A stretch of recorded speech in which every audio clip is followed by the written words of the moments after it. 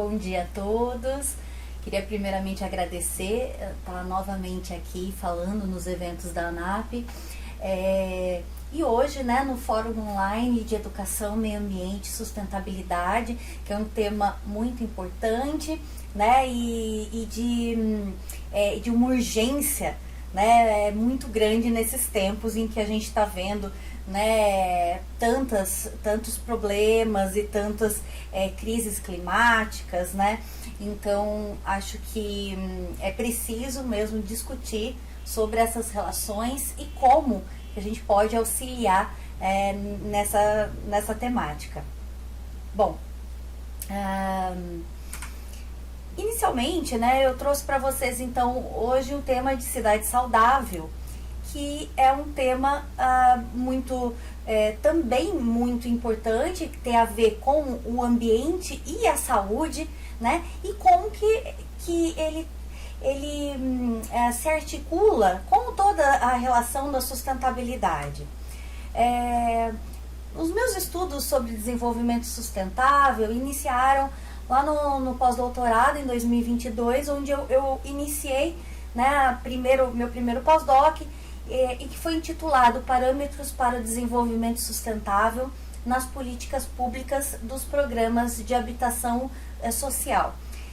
Nesta pesquisa, que está disponível para vocês, eu até coloquei aqui o QR Code, também o link, né, vocês podem baixar no repositório da Unesp essa pesquisa completa.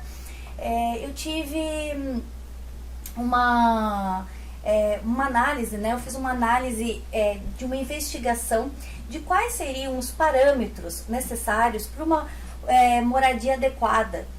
E aí, a partir desses parâmetros que foram elencados nessa pesquisa, com base em várias bibliografias nacionais e internacionais, também nas legislações de outros países e também nas legislações nacionais, eu consegui criar alguns dados qualitativos, mas também quantitativos, o que foi inserido em um software que foi criado para essa pesquisa, em que é possível fazer uma análise, então, dos programas habitacionais, tanto dos editais, né, quanto dos objetos de pesquisa, né, dos conjuntos habitacionais já inseridos na cidade. Então, a gente tem essas duas formas de fazer essa análise, e esse software está disponível para que qualquer pessoa possa entrar e fazer todas essas análises, né, sobre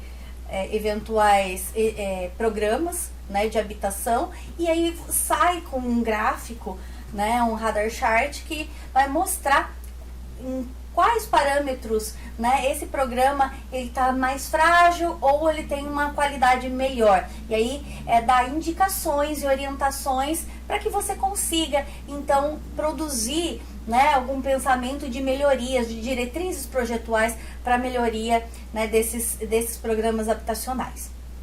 No entanto, né, para fazer essa pesquisa, eu e a minha supervisora, que trabalha, né, no Brasil com a questão do urbanismo e da arquitetura dialógicas, foi utilizado esse pensamento da dialogia, então que você não vai pensar apenas na arquitetura, na construção, você tem que pensar nas pessoas que vivem nessa construção, mas também você tem que pensar no contexto onde está inserido, né? Então, como que essa área, né, essa relação do bairro, ela está envolvida também, né, nessa relação da qualidade de vida das pessoas, né? Então, por isso a gente vai ter algumas análises sobre a localização de equipamentos, né, de equipamentos públicos. Então, como você está, se você está longe ou perto de equipamentos de saúde, de educação, de lazer, né, que também é importante, né, como que você tem a mobilidade em relação também a essa habitação. Então, tudo isso tem a ver com a relação do desenvolvimento sustentável, né? Lógico, usando as ODS, né, os objetivos, você tem essa relação, e é importante indicar que o desenvolvimento sustentável, ele tem o tripé, que é o social, o econômico, né? O social, econômico e ambiental. Então não é só o ambiental, não é só o verde, mas essa relação entre pessoas, né? Entre a questão econômica também, e também a gente estava começando a pensar tem esses 3 tripés e também uma outra, né? Inserir talvez uma outra dimensão, que seria a dimensão institucional, que é a relação das políticas públicas, a relação das legislações, né? Legislações urbanas, que também elas ou ajudam, ou às vezes ou atrapalham, ou não existem, para transformar esse espaço urbano. Então, né, tudo isso tem muita relação. E depois de estudar, né, de fazer esse estudo para esse primeiro pós-doc, então eu estou agora nesse segundo pós-doc, tentando entender melhor essa relação do bairro. Né? Então eu saio da relação da política pública específica do programa habitacional para entender uma relação dos bairros, né, de como eles podem se articular para ter uma qualidade de vida, para dar, né, para oferecer uma qualidade de vida muito melhor para as pessoas. Então, por isso, o título do meu novo pós-doc, né, que eu iniciei esse ano, é Bairros Sustentáveis, repensando o planejamento urbano local. Que tem tudo a ver, como eu falei com vocês, do desenvolvimento sustentável, e que tem relação com o que eu vou falar hoje, que é sobre a cidade saudável. Né? Então, para você ter um espaço que tem uma qualidade, que a gente vai repensar esse planejamento local, para ter esses bairros saudáveis, é necessário que você tenha uma cidade saudável, né? Uma cidade que te faça bem, que não influencie na sua saúde, porque o que você quer viver é viver bem, ter um relacionamento bom com o espaço onde você vive. Isso é muito importante, e por isso que eu trouxe para vocês esse tema para a gente discutir. Ainda é um tema incipiente, né? Estou começando a entender todos esses parâmetros para entender os bairros sustentáveis, mas eu achei muito importante trazer alguns itens que estão muito falados hoje em dia, tanto quando a gente vê nos jornais, está sendo muito falado, e também na academia, né, dessa relação aí que a gente está tendo com o clima, né, com todas essas relações ambientais, né, que a gente está vendo, e que muitas vezes não está andando junto a questão do planejamento urbano. Né? E por isso tantas enchentes, né? E quando não é enchente é falta d'água. Então são relações que é preciso abrir os olhos, é preciso ser inseridas nas prefeituras, é preciso ter legislações específicas. Então é nesse sentido, né, para a gente discutir aqui nessa palestra quais são, né, o que a gente pode pensar nessas relações, e quais são estratégias projetuais e de legislações que é possível serem inseridas nas políticas públicas, nas prefeituras, para ajudar e para melhorar os nossos bairros, para melhorar as nossas cidades. Bom, então eu coloco aqui primeiro para vocês uma frase que eu acho que resume todo esse pensamento, que é: a maneira como os diferentes bairros são planejados e estruturados exerce uma influência profunda e muitas vezes subestimada sobre a saúde física e mental de seus moradores. Né? É isso aqui que a gente vai ver na palestra de hoje. Né? É como que o ambiente ele vai se relacionar com a sua saúde. Muitas vezes a gente acha que minha saúde tem a ver só com uma relação de fazer atividade física, né, ou de comer bem. Claro que tem, né? Lógico que tem relação, mas o ambiente também se relaciona com a saúde das pessoas. E isso é uma questão importante para a gente pensar nessa relação também na hora de pensar as políticas públicas. Bom, eu inseri esse texto que eu achei muito importante, vou ler com vocês para a gente entender o que a Organização Mundial da Saúde também diz sobre a cidade sustentável. Então ela fala que é uma iniciativa que transforma espaços urbanos em ambientes mais propícios à saúde e bem-estar dos moradores.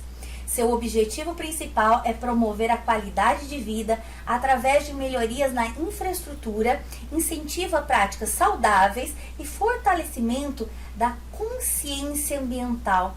E aí entra também nessa questão da temática, né, do próprio evento, que tem a ver com a educação também. Né, a questão ambiental, meio ambiente, sustentabilidade e essa consciência ambiental e também levar não só para os adultos, mas para as crianças essa consciência ambiental é muito importante. Então, ao integrar atividades físicas e cuidados com o meio ambiente, essa abordagem visa criar uma comunidade mais engajada e um espaço urbano sustentável. Essa iniciativa se destaca por envolver diversas áreas, desde o planejamento urbano até ações educativas nas escolas, como eu acabei de falar para vocês. Espaços verdes são ampliados, ciclovias são construídas e programas de reciclagem ganham força. Além disso, eventos e workshops sobre hábitos saudáveis são frequentemente organizados, engajando a população local. O resultado? Uma cidade que não apenas parece mais acolhedora e limpa, mas também promove ativamente a saúde de seus cidadãos. Bom, e aqui para mostrar para vocês são elementos-chave, né, de uma organização sem fins lucrativos, sediada em Nova York, né, que é o Project for Public Spaces, PPS, que desde 1975 ela busca ajudar as pessoas a criar e manter espaços públicos que contribuam para fortalecer as comunidades onde são inseridos. Então, como vocês podem ver, eles trabalham aqui com 5 elementos chaves. Então, apoio social e interação, brincadeira e recreação ativa, verde e ambientes naturais, alimentação saudável, caminhadas e ciclismo. Falando um pouco sobre o apoio social e interação, são redes sólidas e apoio social, né, eles são essenciais para fortalecer o sentimento de pertencimento dentro, né, de uma comunidade. Fator que impacta positivamente a saúde mental e bem-estar geral. E aí você pode usar também iniciativas do placemaking, né, tanto nos espaços públicos criados quanto no processo de desenvolvimento comunitário, proporcionando oportunidades para encontros, sociabilização, voluntariado, que têm se mostrado eficazes na redução do sofrimento psicológico e da depressão, além de contribuir para a sensação, né, de segurança e mitigação da criminalidade. Vocês vão ver que vai estar...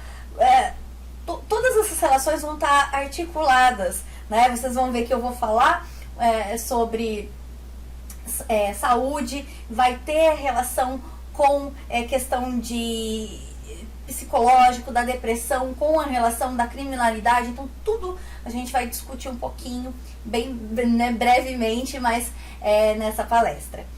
Bom, brincadeira e recreação ativa tem a ver com essa prática, né, regular de atividade física. E é fundamental para a manutenção de um peso saudável, a melhora da longevidade, o aumento das funções cognitivas, a redução do risco de doenças crônicas, que eu vou falar depois mais para vocês, né, como as cardíacas, diabetes. Então a estratégia é a criação, né, o aprimoramento de parques e espaços recreativos que incentivem, né, as práticas de atividades físicas, né, ampliando as possibilidades, né, de uso desses locais mesmo, né? Além disso, envolver os atores locais no processo de planejamento nesses espaços, né, ele vai fortalecer o senso de comunidade e do pertencimento também ao local, promovendo uma maior utilização dos parques. Já o verde e ambientes naturais, nós vamos ter aí, se bem aproveitados, eles têm aí diversos benefícios, né? Como aumento da atividade física, da saúde, né? Da redução de problemas mentais também, como eu já falei, incluindo depressão, ansiedade, estresse, a melhoria das funções cognitivas, como atenção e memória, promove também a interação social, né? E das atividades comunitárias, né, que fortalecem o capital social. Bom, e além disso, esses espaços contribuem indiretamente para a saúde ao reduzir a criminalidade violenta também, melhorar a qualidade do ar, da água e aumentar a resiliência contra enchentes. Na relação do acesso a alimentos saudáveis e acessíveis, é essencial, né, para prevenir a desnutrição, e também dietas inadequadas que podem levar à obesidade, a doenças crônicas, né? E aí é interessante, a gente pode pensar numa questão de intervenções, de projetos, em feiras públicas, né, de pequenos empreendedores, hortas comunitárias, que também vai estabelecer essa sociabilização entre as pessoas. Então, existem algumas questões relacionadas com a alimentação que não só o nutricionista que vai conseguir elencar, mas nós como planejadores também a gente pode pensar nessas diretrizes mesmo para inserir essa relação nos bairros, nesse desenvolvimento sustentável. Bom, e a caminhada e ciclismo, né, tão importante, andar de bicicleta, utilizar meios de transporte ativo, também contribuem para a saúde física e cognitiva, reduzem os fatores de riscos associados também à obesidade, doença crônica. Então, trabalhar, né, com essas diretrizes de bairros mais caminháveis e cicláveis, né, e ao promover a criação de novas calçadas, ciclovias, pontos de interesse comunitário, vai melhorar, né, a segurança, a acessibilidade, e também vai fortalecer a economia local, né, porque vai estimular formas de transporte mais sustentáveis. Bom, em 2012, né, durante a palestra aí ministrada para a comunidade acadêmica da Escola de Saúde Pública de Harvard, né, a professora Melody Goodman, ela da Universidade de Washington, ela vai destacar, né, a relação entre segregação e saúde precária. Isso também é uma relação muito importante que tem que ser enfatizada. Então, ela relaciona, né, a profunda influência do ambiente em que vivemos na nossa saúde e nosso bem-estar, né? Em sua exposição, Goodman, ela enfatizou que o local de residência de um indivíduo pode ser um fator determinante ainda mais significativo do que sua própria composição genética.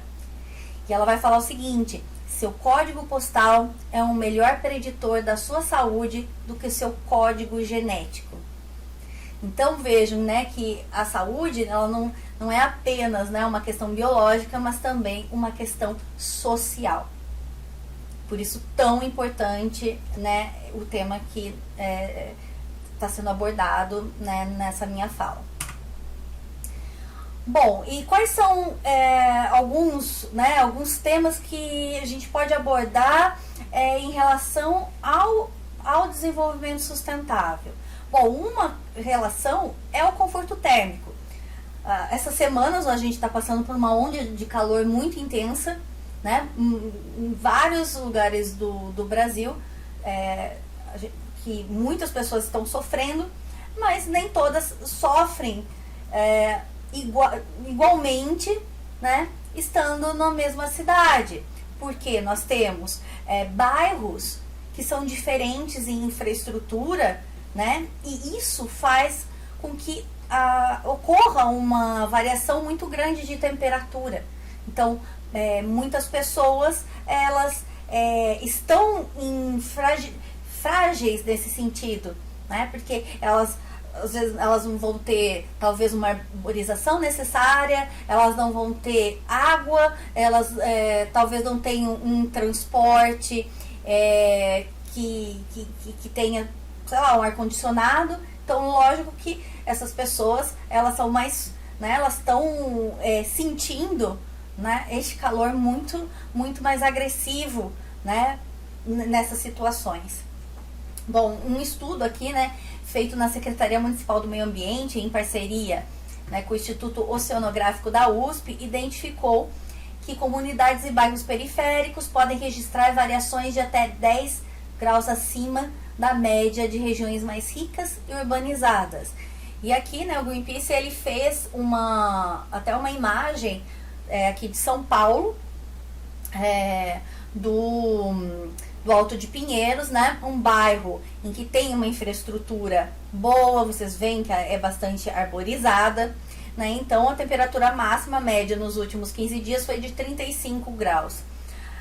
O Itaim Paulista, que vocês podem ver aí pela imagem, né, que já tem muito menos espaços verdes e também pouca arborização, né, eles têm uma temperatura máxima média nos últimos 15 dias de 43 graus. Então, olha a diferença, é muita coisa para uma mesma cidade, né?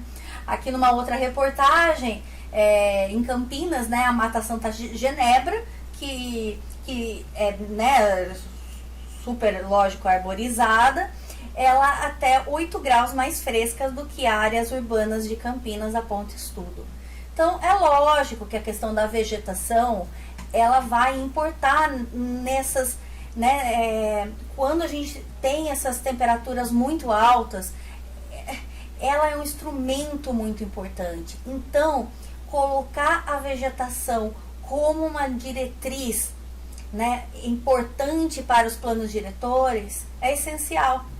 Só que não uma diretriz, né, um plano diretor que precisa-se de meio ambiente, precisa-se melhorar o meio ambiente, aquela coisa genérica dos planos diretores, mas realmente fazer um projeto em que pensa, né, nessas relações do verde com a cidade. Isso que é muito importante, essa relação do verde com a cidade, como trabalhar, né, a natureza com o urbano para a gente ter cidades melhores.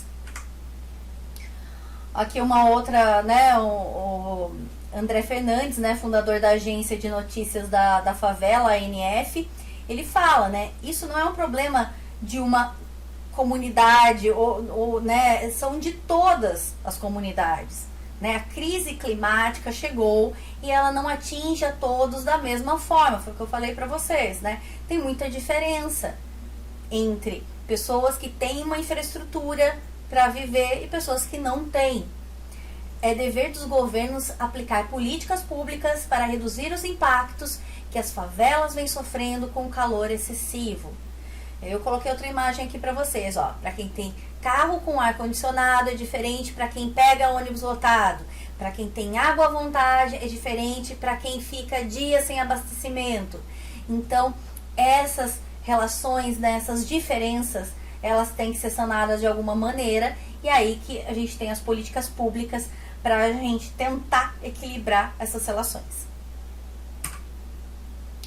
Aqui também um outro exemplo, no Sudão, né, segunda vez que o Sudão do Sul interrompe as atividades escolares em fevereiro e março por conta do calor excessivo. O vice-ministro da Educação, né, Martin Takumoy, revelou que apenas na capital Juba, cerca de 12 alunos desmaiam diariamente devido às condições climáticas adversas. A falta de infraestrutura adequada nas escolas, muitas das quais são feitas de chapas de ferro sem eletricidade para refrigeração, tem agravado a situação. Então vejam, né, como essa relação da infraestrutura com o ambiente tem que ser colocada como um dos pontos principais, né, de ações, né, e principalmente nos tempos, né, atualmente, onde o calor está cada vez, na verdade, nos países frios está cada vez, né, tendo questões muito frias, e aqui a gente está muito calor e a gente tem que se adequar e se adaptar a esse calor. Lógico que por culpa também do ser humano, né, que a gente está com tanto calor, mas a gente tem que se adaptar e tentar reverter, ou se não reverter, mas buscar algumas maneiras, né, de melhorar esses aspectos para as pessoas sobreviverem, né, porque muitas estão morrendo por essa crise climática. Bom, outra relação que eu queria falar para vocês é uma relação do conforto acústico, que o térmico, vocês devem estar ouvindo muito falar sobre isso esses dias, né? Mas o acústico a gente ouve menos, né? A questão, principalmente a acústica urbana, né? O barulho na cidade, a gente ouve menos falar. O que significa isso, né? Por exemplo, em 2024, em uma palestra no Congresso Europeu de Cardiologia, né, o pesquisador Thomas Munzel, da Universidade de Mainz, na Alemanha, relatou que o barulho pode prejudicar o sistema cardiovascular por 2 caminhos diferentes. Tá? O primeiro caminho, né, é uma conexão direta entre a exposição contínua aos ruídos e prejuízos à saúde, como o processo de perda auditiva. Então, se você tem um barulho direto, né, no seu ouvido, você pode perder né, a audição. Mas também a gente tem uma relação indireta, né? Essa relação indireta é 2 coisas, né? Dificulta a comunicação entre as pessoas e afeta também diretamente o sono de um indivíduo que mora num bairro muito barulhento. Então, esses 2 fatores, né, eles desencadeiam estresse, irritação e raiva. E com o tempo, essas emoções se tornam persistentes, né, levando à liberação de substâncias que comprometem a integração do endotélio, que é a camada, né, que reveste a parte interna dos vasos sanguíneos. As lesões resultantes podem evoluir para condições ainda mais graves, então a gente pode ter um aumento no risco do infarto agudo do miocárdio, ou também acidente vascular cerebral, que é o AVC. Então, e também de acordo com o pesquisador, a cada acréscimo de 10 decibéis no ruído do trânsito, há um aumento de 3,2% no risco de desenvolver doenças que afetam o coração e o sistema circulatório. Olha, isso é muita coisa. Coisas que a gente pensa que não vai afetar, por a gente estar morando em locais em que você mora próximo de uma avenida que é mais barulhenta, né? Ou barulhos constantes, ou estudar com um barulho constante, eu vou falar para vocês que pode gerar. Bom, e aí existe uma cartilha da União Europeia, né, Future Brief, de 2017, que ele vai falar algumas estratégias que podem ser feitas, né, colocadas em prática, né? Eu quis trazer, vocês vão ver que eu sempre o problema e também soluções, porque a gente tem que pensar em soluções para a nossa cidade, né? Não só ficar falando, divagando sobre o conceito, mas também pensar no que a gente pode melhorar, né? O que a gente pode fazer. Então, aqui nesse sentido, a cartilha ela fala que pode ser usada barreiras de som nas vias mais movimentadas, e aqui na imagem eu coloquei algumas imagens da barreira de som para vocês verem. Então, que um muro, olha, que ele é acústico, então tem um trem passando, então como ele vai barrar né, esse ruído para casas que são implantadas próximo às rodovias ou próximos a trens. limites para a emissão de ruídos dos motores de veículos, e aí sim é uma política, né, pública. Mudanças na composição do asfalto e dos pneus, que podem absorver o som ou diminuir o atrito, por exemplo, né? Reduzir o limite de velocidade em locais densamente populosos, como existem alguns desenhos urbanos que já pensaram em bairros onde o limite de velocidade ele é bem baixinho, né? Um deles eu já tenho uma palestra sobre isso também, para quem quiser depois procurar, né? Que são as superilhas, né? Em Barcelona. E aqui eu coloquei também um ônibus 100% elétrico, que também ele promove aí um ruído bem silencioso, né? Quase nada, então também ajuda, né, no barulho do trânsito. Bom, e como eu falei que eu ia, né, falar sobre as escolas, vejam que interessante, né, como também para as nossas crianças, né, nos bairros, a gente precisa ver o que fazer com esses ruídos, né, urbano. Bom, eu falei que eu ia comentar com vocês também sobre as escolas, né, como pensar no aprendizado das crianças nos bairros. Então, aqui eu trouxe 2 exemplos importantes sobre pesquisas que analisaram essa relação. Os pesquisadores, né, Bronzaf e McCarthy, em 1975, eles conduziram um estudo pioneiro, né, sobre os efeitos do ruído no desempenho acadêmico de crianças, com ênfase na capacidade de leitura. E aí a pesquisa, né, ela revelou que os estudantes alocados no lado da escola, exposto, né, ao próximo do trem, né, dos trilhos ferroviários, apresentavam um desempenho inferior nos testes de leitura em comparação àqueles que estudavam ao lado mais silencioso do edifício. Então, né, os resultados indicaram que a turma situada na área ruidosa, né, mais barulhenta, alcançavam o mesmo nível de leitura de seus colegas do setor silencioso com um atraso de 3 a 4 meses.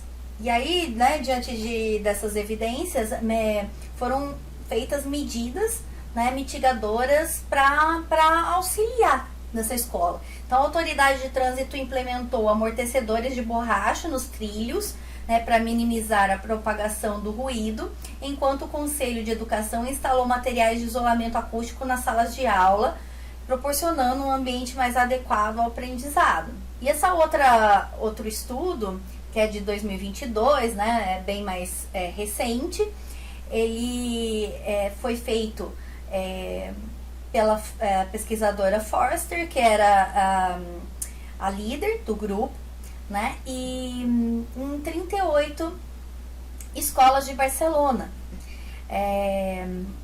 Eles analisaram o impacto da poluição sonora do trânsito na memória de trabalho e na atenção. Foram feitas essa pesquisa com 2,7 mil crianças entre 7 e 10 anos, em 38 escolas, né, como eu já falei para vocês. Eles mediram o ruído externo em pontos específicos das salas de aula e repetiram as medições 6 meses depois para determinar a média de exposição ao som.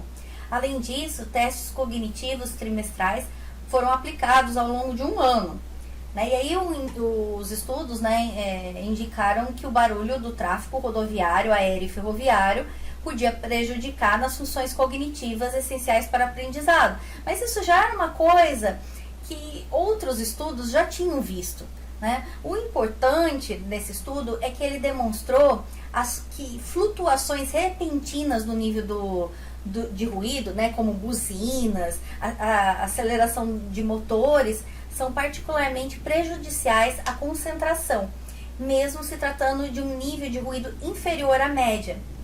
Então, por isso, a pesquisa acabou focando, né, nas flutuações de ruído, porque as flutuações não existem diretrizes internacionais em vigor para medir isso, né?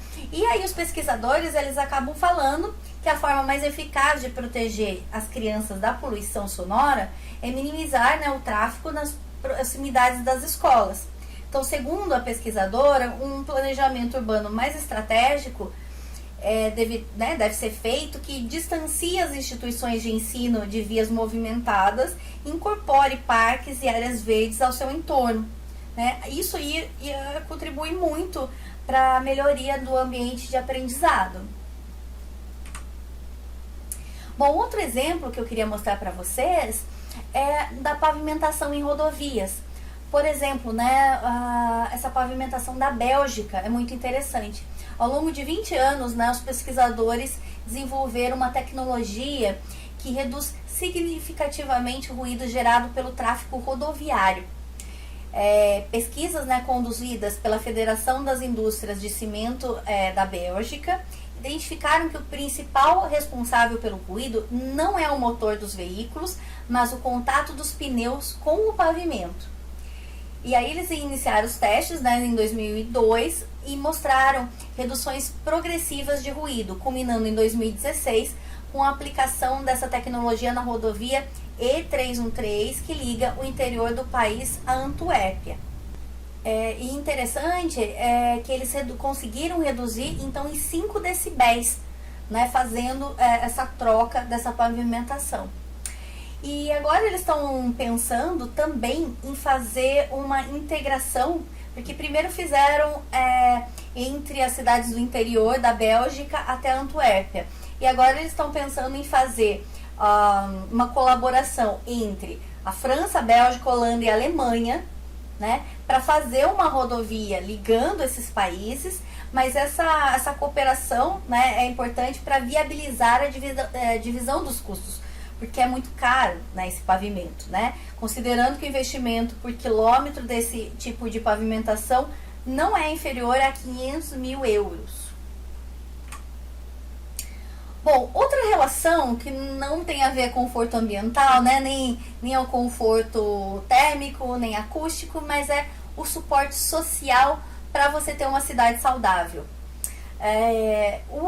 Já foi comprovado, feito algumas pesquisas em que notaram que o isolamento social e a solidão aumentam significativamente os riscos de mortalidade. Então, a Organização Mundial da Saúde aponta que a solidão pode elevar em 25% o risco de morte, em 50% o risco de demência e em 30% o de doenças cardiovasculares. E indivíduos também socialmente isolados apresentam um risco de mortalidade cerca de 30% maior em comparação àqueles com redes sociais mais amplas, que ele tem esse suporte social. E não estou falando só não é da família, é das pessoas mesmo, é você conseguir sair na sua rua e cumprimentar o vizinho, e conversar um pouco, e dar o bom dia, e falar com as outras pessoas. Isso é esse suporte, e faz muito bem para a saúde. De acordo também com a Organização Mundial da Saúde e a iniciativa Health People 2030, e do Escritório de Prevenção de Doenças e Promoção da Saúde dos Estados Unidos, o suporte social e as boas relações sociais são determinantes-chave da saúde e do bem-estar. Tem também uma instituição que é a Knight Foundation, que ela pensou, e ela sobre essa relação do suporte social, ela coloca aí que existem 3 qualidades fundamentais num ambiente, ou num bairro, na cidade, para oferecer esse suporte. Então, ofertas sociais, que é a presença de espaços e oportunidades para interações sociais significativas, como parques, praças, cafés e eventos comunitários.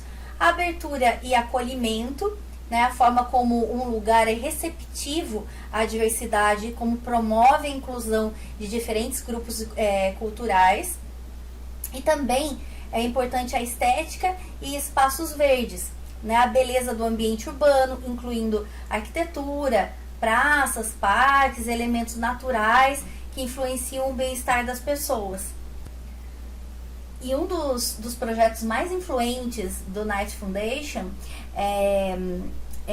o estudo, né, intitulado Soul of the Community, que é alma da comunidade, né, que foi feito, né, em parceria também com o Instituto Gallup entre 2008 a 2010. Este estudo, né, investigou o apego do lugar, né, que é a conexão emocional e psicológica que os indivíduos desenvolvem com o seu ambiente, né, físico e social. Este conceito, né, vai além do simples pertencimento geográfico e abrange um sentimento de identidade, orgulho, investimento emocional no lugar onde se vive. Né?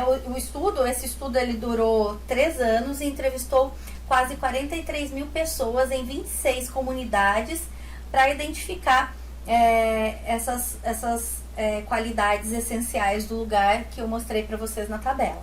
E outro quesito importante para você ter um bairro saudável é você ter uma segurança muito boa. Porque em locais em que você se sente seguro, é lógico que a sua qualidade vai lá para baixo, né? Então a iniciativa Health People 2030 identifica a criminalidade e a violência como fatores determinantes na saúde de um bairro ou um ambiente construído. E aí existem algumas estratégias para essa segurança. Então, promoção de espaços abertos e eventos comunitários, como festas de bairro, mutirões de limpeza, o aumento da vigilância natural por meio da instalação de melhor iluminação, do desenvolvimento de ruas mais amigáveis para os pedestres, reduzindo riscos no trânsito, mas não só isso, né? Se você tem os olhares, lá a Jane Jacobs já falava, né? Os olhares para a cidade, então as pessoas se sentem mais seguras, né? Ao andar pelas ruas, porque elas sabem que tem alguém olhando, né? E que pode socorrer, ligar para a polícia, se acontecer alguma coisa, então ela tem essa segurança, né? Realização de encontros, eventos comunitários, porque isso você vai trazer essa comunidade também mais unida. Promoção de um sentimento de pertencimento e responsabilidade coletiva através da incorporação de sinalizações e também obras de arte nos espaços públicos. Aqui não tinha surgido ainda, né, falar um pouco sobre a arte urbana, isso também é importante. Trazer esse pertencimento, eu entender que aquele lugar é o meu lugar, e aí eu ter orgulho daquilo, também faz com que as pessoas cuidem mais desse ambiente, do seu bairro, e aí a qualidade de todos os aspectos que eu falei para vocês vai melhorando. Até porque se a comunidade ela se unir, ela consegue ter uma força muito maior para fazer um pedido, para solicitar alguma intervenção da prefeitura para um benefício para o seu bairro. Então, essa associação da comunidade é importantíssima, né? Esse pertencimento, esse sentimento. Tem um guia, né? Um guia prático de urbanização social. Ele traz essa relação, né, dos 10 princípios do urbanismo social com segurança cidadã.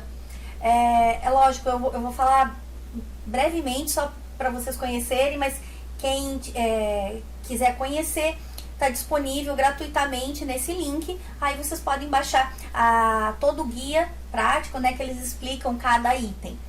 Então, 1 seria territorialidade, 2 seria intersetorialidade, 3, intersecção entre urbanismo social, segurança pública e acesso à justiça, 4, transversalidade educativa, 5, gradualismo, 6, atendimento universal, 7, focalização social, 8, co-governança, governança com a comunidade, que eu falei para vocês agora, 9, construção da autonomia popular, 10, gestão valorativa dos saberes locais.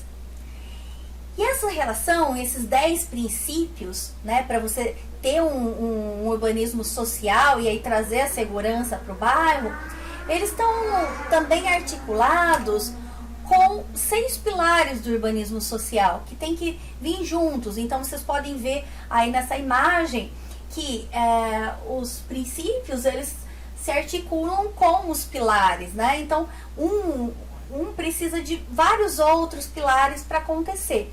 E os 6 pilares são serviços integrados continuados em equipamentos dedicados, políticas integradas, isso é muito importante, porque política integrada, normalmente você tem a Secretaria do Verde, a Secretaria da Cultura, a Secretaria do Planejamento.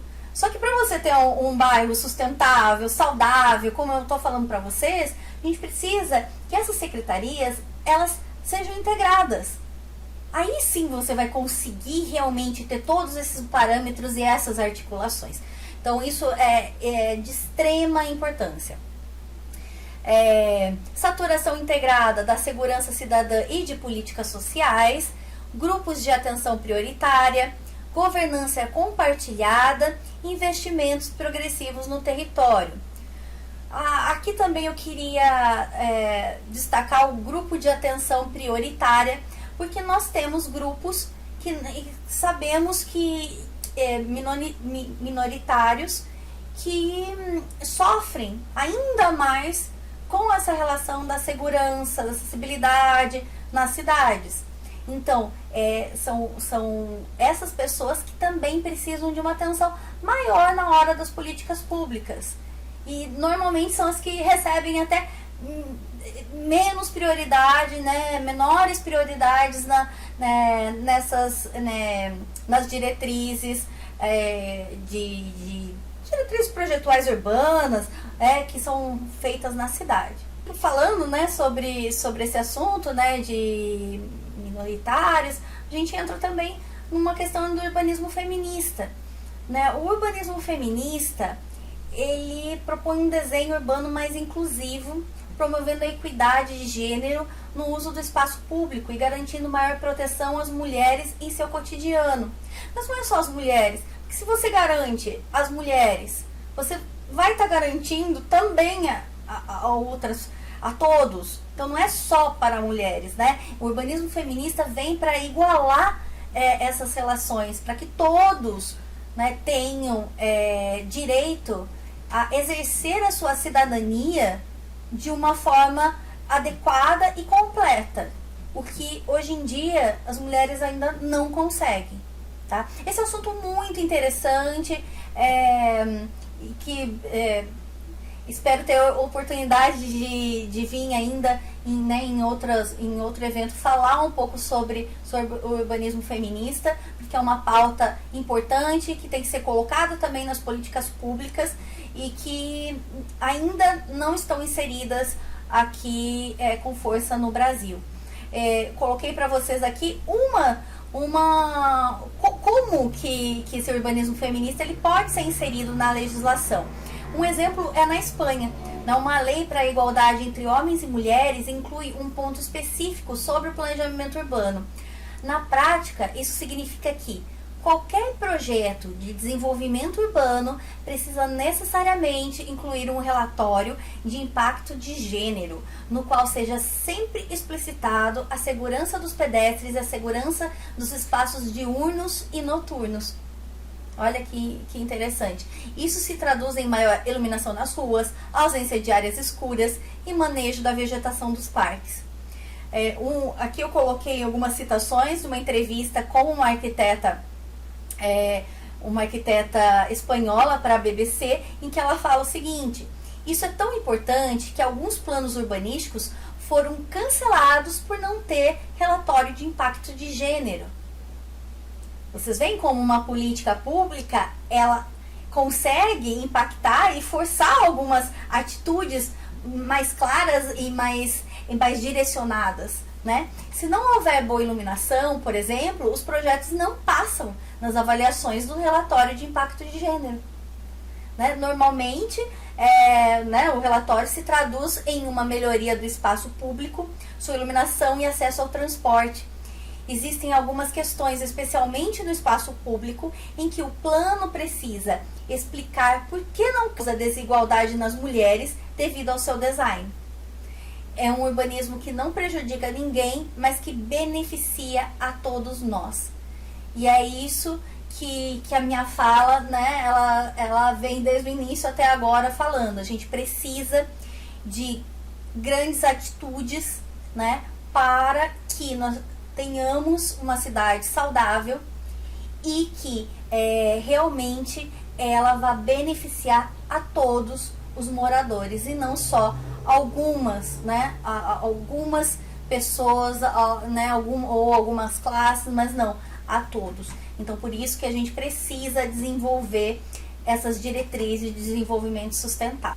Bom, por hoje é isso. Aqui estão as referências bibliográficas e se vocês se interessarem, podem me enviar e-mail, que eu fico muito feliz em responder se alguém gostar do tema e quiser saber mais sobre isso. Um abraço, tchau, tchau!